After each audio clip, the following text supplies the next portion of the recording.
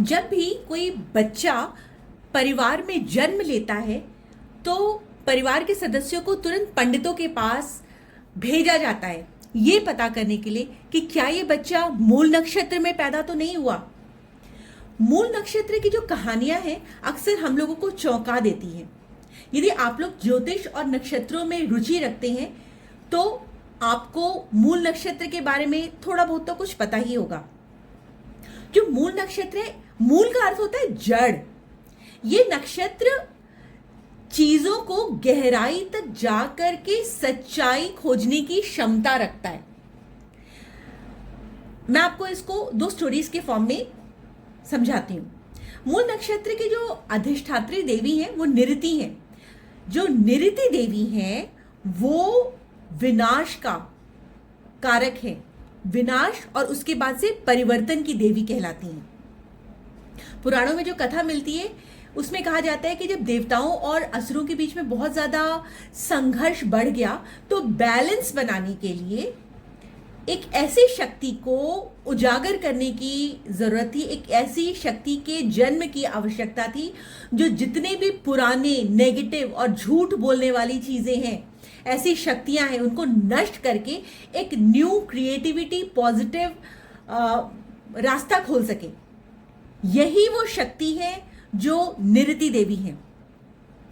ये जो नक्षत्र है इसको ये शक्ति विरासत में मिली है। बाय बर्थ जो भी लोग मूल नक्षत्र में पैदा होते हैं उनको ये शक्ति विरासत में मिली है।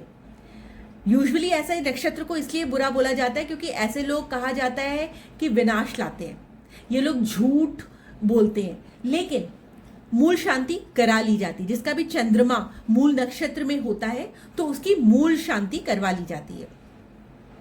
लेकिन यदि एक अच्छी बात देखी जाए इनके बारे में तो ये लोग झूठ इनको पसंद नहीं है। यदि इनके नक्षत्र पर किसी भी मेलेफिक प्लैनेट का असर ना हो तो इन लोगों को झूठ पसंद नहीं, या फिर ये सुपरफिशियल चीजों से संतुष्ट नहीं होते हैं। ये किसी भी चीज की गहराई तक जाकर के सच्चाई ढूंढते हैं, तभी किसी के ऊपर विश्वास करते हैं। ये आपको निरति देवी की कथा से पता चलेगा। ऐसा कहा भी जाता है कि जब वेदों का ज्ञान छुपा दिया गया तब एक ऋषि थे, एक साधक थे, उन्होंने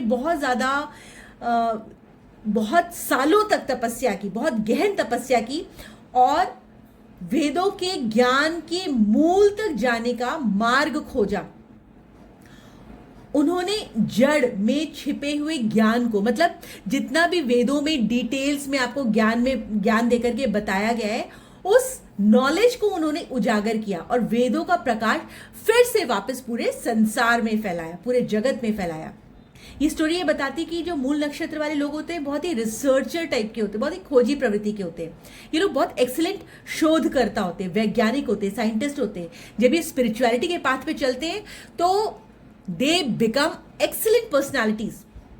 ये लोग कभी भी सुपरफिशियल नॉलेज से सेटिस्फाई नहीं होते। उनकी जिज्ञासा, उनकी क्यूरोसिटी ब्रह्मांड की गहराइयों तक ले जाती है। ये जो नक्षत्र है बहुत ही इंपॉर्टेंट है। ये जो इसकी देवी है निरति देवी, वो अराजकता या विनाश का प्रतीक है, लेकिन ये अंकुश भी लगाती हैं।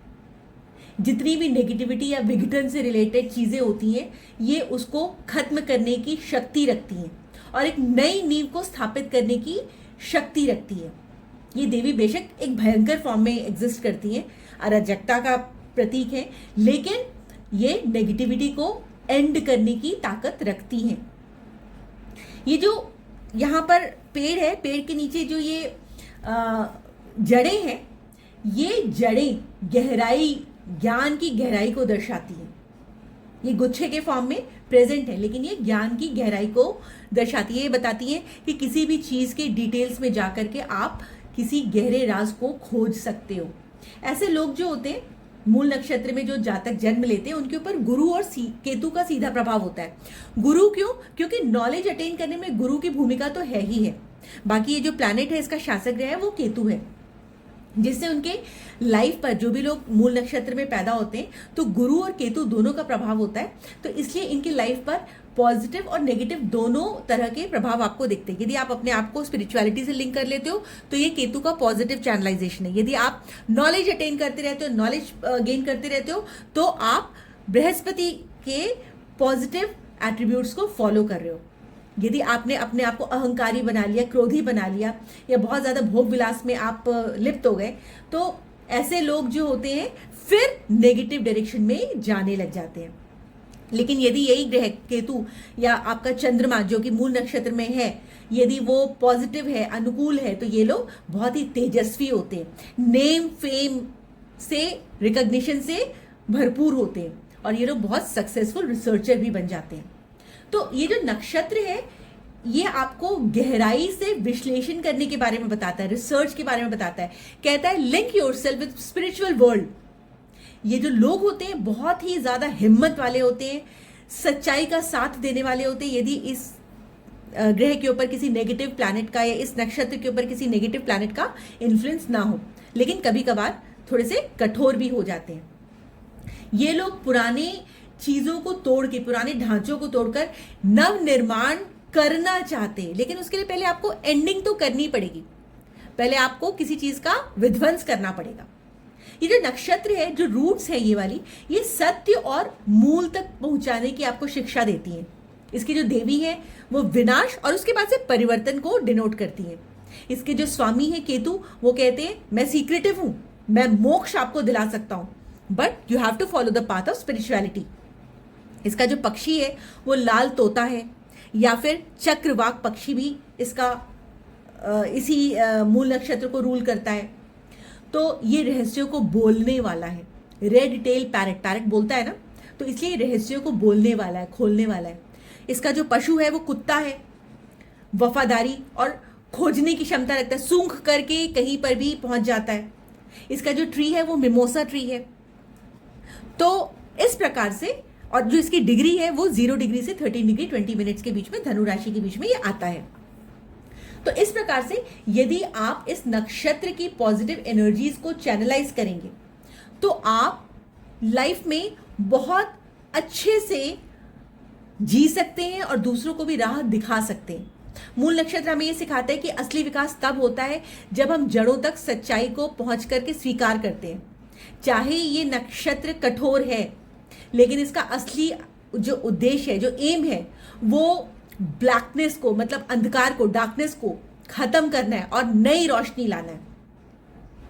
अगर आपको मूल नक्षत्र की ये स्टोरीज अच्छी लगी, आपको ये सीक्रेटिव नक्षत्र अच्छा लगा, इससे रिलेटेड इंफॉर्मेशन अच्छी लगी, तो प्लीज वीडियो को लाइक करिए, चैनल को सब्सक्राइब करिए और बेल आइकन दबाना मत भूलिएगा, ताकि मैं आपको ज्योतिष की ऐसी और गहराई भरी बातें बताती रहूं। नेक्स्ट टाइम आएंगे एक नए नक्षत्र के साथ। Thank you so much for watching.